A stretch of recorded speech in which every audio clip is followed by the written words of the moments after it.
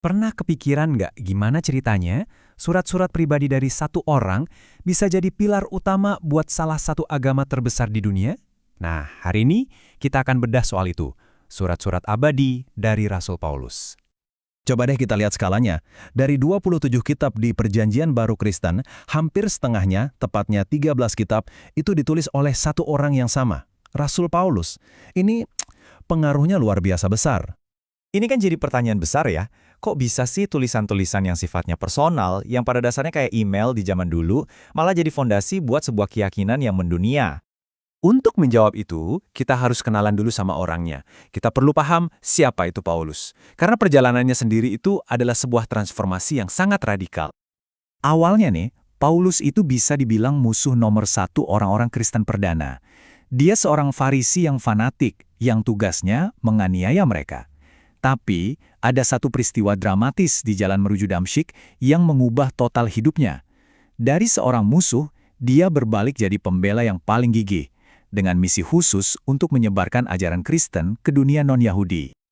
Nah, disinilah letak keunikannya. Tulisan-tulisan Paulus itu bukan kayak buku teologi yang berat dan sistematis, sama sekali bukan. Anggap aja ini kayak email atau memo dari seorang manajer proyek buat tim-timnya yang tersebar di mana-mana. Tujuannya satu, menyelesaikan masalah-masalah yang nyata. Coba bayangin dia kayak seorang founder startup yang lagi membangun komunitas di banyak kota, tapi ngelolanya dari jarak jauh. Dia nulis surat-surat ini buat nanganin berbagai macam krisis, mulai dari perpecahan internal, skandal, sampai kebingungan soal ajaran di gereja-gereja baru yang dia dirikan. Setiap surat itu spesifik banget, ditujukan buat komunitas tertentu, buat ngatasin masalah mereka secara langsung. Contohnya, jemaat di Korintus lagi pada ribut, ya Paulus nulis buat mendamaikan mereka. Jemaat di Galatia bingung soal aturan-aturan lama, ya Paulus nulis surat buat meluruskan. Kalau kita kelompokkan, gampangnya surat-surat Paulus itu ada 3 jenis. Pertama, ada yang isinya membangun fondasi doktrin yang paling dasar. Kedua, ada surat-surat yang sifatnya kayak pemadam kebakaran, buat nyelesain masalah-masalah panas di jemaat. Dan yang ketiga, ada surat bimbingan yang lebih personal untuk para pemimpin gereja. Dan ini dia nih, salah satu ide paling revolusioner dari Paulus yang sering banget muncul, terutama di surat Galatia. Menurut dia, seseorang itu dianggap benar di hadapan Tuhan bukan karena usahanya menaati serangkaian hukum agama, tapi karena iman kepada Kristus. Ini sebuah pergeseran paradigma yang luar biasa pada zaman itu.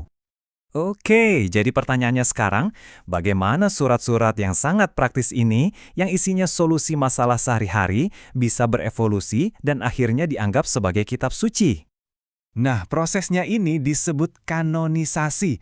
Kata kanon sendiri aslinya dari bahasa Ibrani yang artinya tongkat pengukur. Jadi kanonisasi itu ya proses mengukur tulisan mana yang memenuhi standar untuk dianggap sebagai tulisan yang berwibawa dan suci.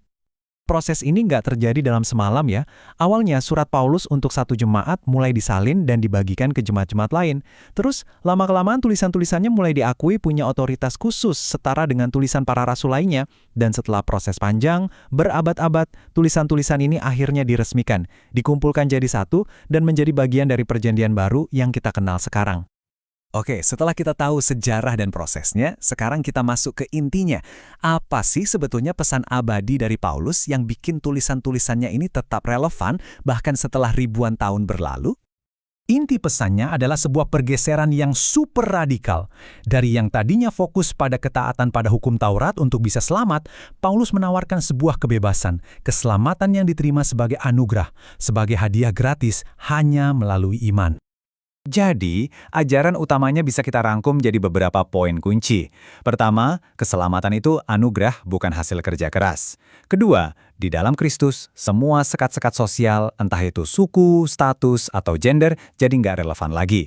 Ketiga, tubuh kita itu sakral, baik Roh Kudus. Dan yang paling penting, iman itu bukan cuma teori, tapi harus kelihatan dalam perbuatan kita sehari-hari. Nah, ini yang jadi bahan pemikiran buat kita semua di akhir.